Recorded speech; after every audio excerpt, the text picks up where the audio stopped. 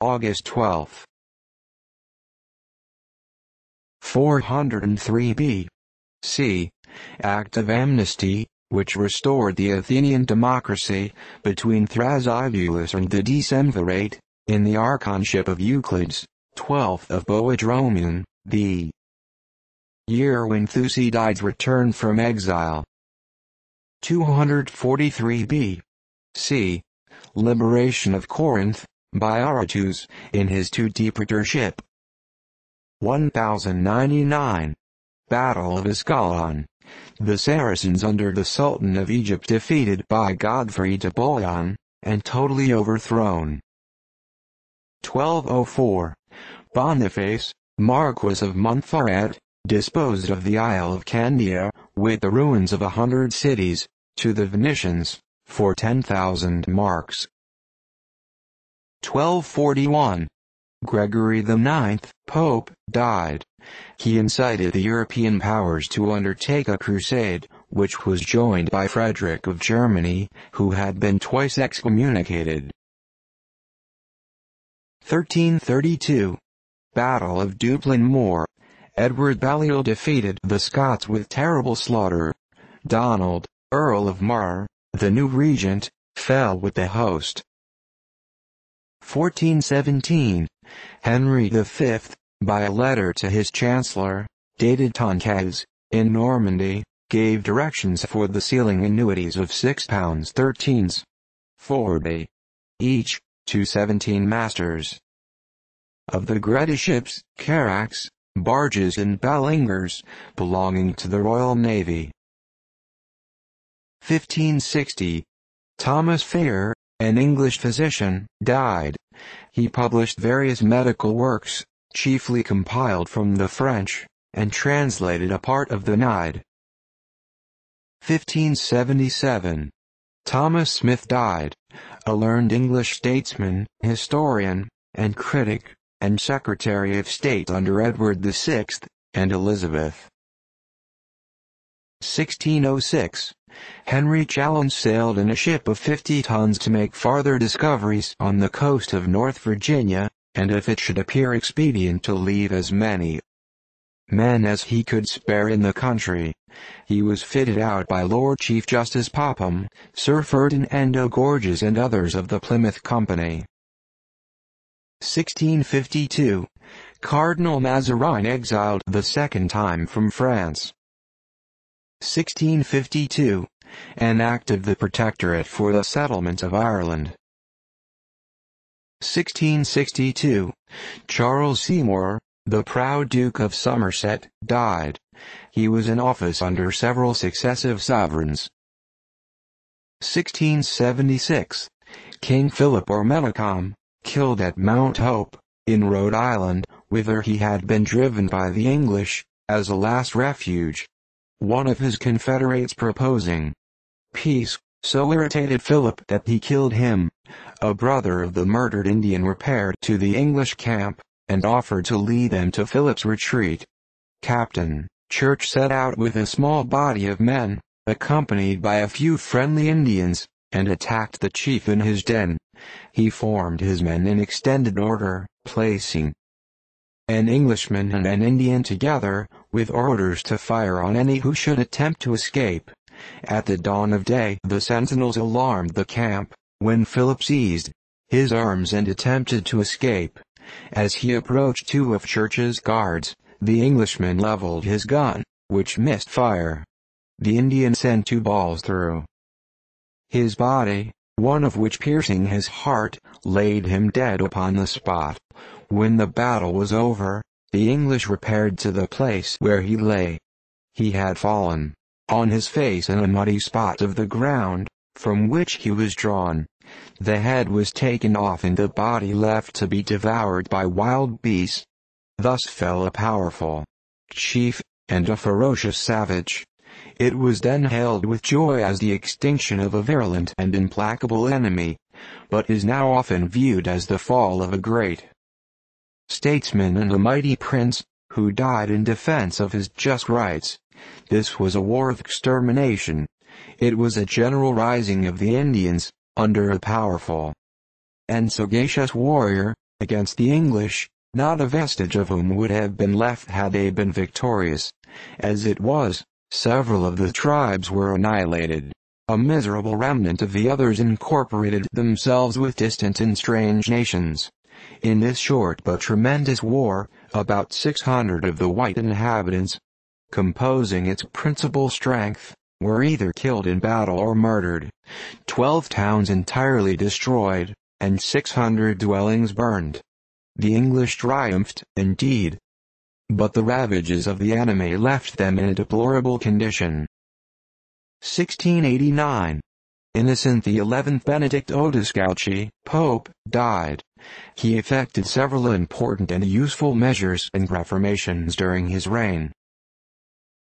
1712. The first stamp on English newspapers used this day. 1715. Nahum Tate, an English dramatic writer and poet, died. He succeeded Shadwell as poet laureate, and assisted in a version of the Psalms. 1724. Battle of Norridgewock, in New Hampshire, and death of Rale.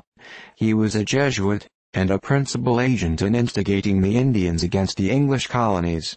Had resided at this place 26 years, and become thoroughly acquainted with the country. An expedition was fitted out to destroy his den. The place was attacked by 240 men, and carried. Rale was found in his cabin firing upon the English. Orders had been given to take him alive, if possible. But refusing to ask quarter, he was shot down.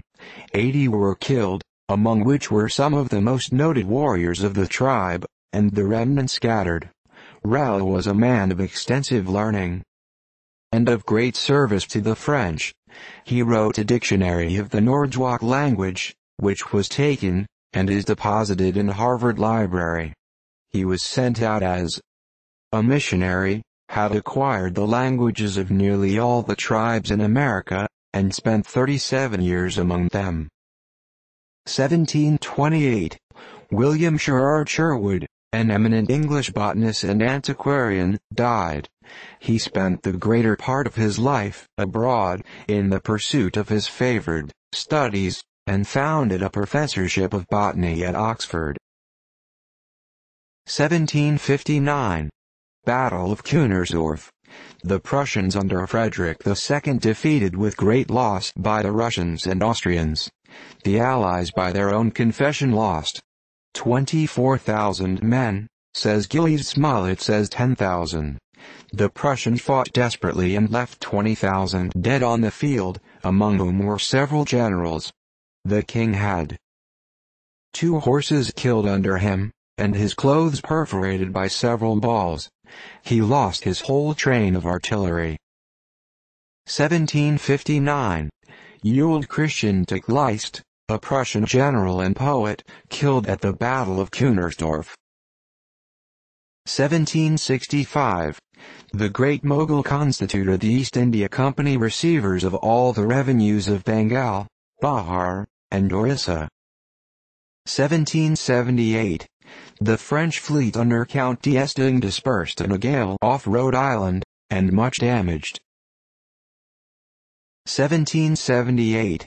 Robert Goldby died, an English printer and bookseller, and author of several useful publications. 1801. Thomas Hastings, author of the Wars of Westminster, and other political papers, died. He was an itinerant bookseller. 1803. Agra taken by the British under the Duke of Wellington. Among the trophies was an immense gun, 25 feet long, said to have carried shot into the camp of the British, though out of the range of all ordinary weapons, also a howitzer 14 feet long and 22 inches caliber, throwing a shot of 1,494 pounds. 1805. Captain Lewis arrived at the head of the Missouri River, and having crossed the mountain this day struck the waters of the Columbia, in the Shoshone country, which he named Lewis's River. 1806. Spaniards recaptured Buenos Aires, and made the British troops their prisoners. 1811. Miranda reduced New Valencia, in South America. 1812. Lord Wellington entered Madrid, Joseph Bonaparte having evacuated it the day before. 1812. Sanguinary battle on the Heights, near Cobrein, between the Allied French, Austrian and Saxon army, under Schwarzenberg, and the Russians under Tormazov. The latter retired with a loss of 4,000. Loss of the Allies 5,000. Many officers of rank were wounded on both sides. 1813. Samuel Osgood, an officer of the Revolution, and for a time Postmaster General, died, aged 65. He published several works of a religious character. 1814. Lodowick Morgan, Major 1st U.S. Rifle Regiment, killed, with 10 of his men, in an attack on the British near Fort Erie. 1822. Robert Stewart, Lord Castlereagh, Premier of England, committed suicide by opening the jugular vein with a penknife. 1828.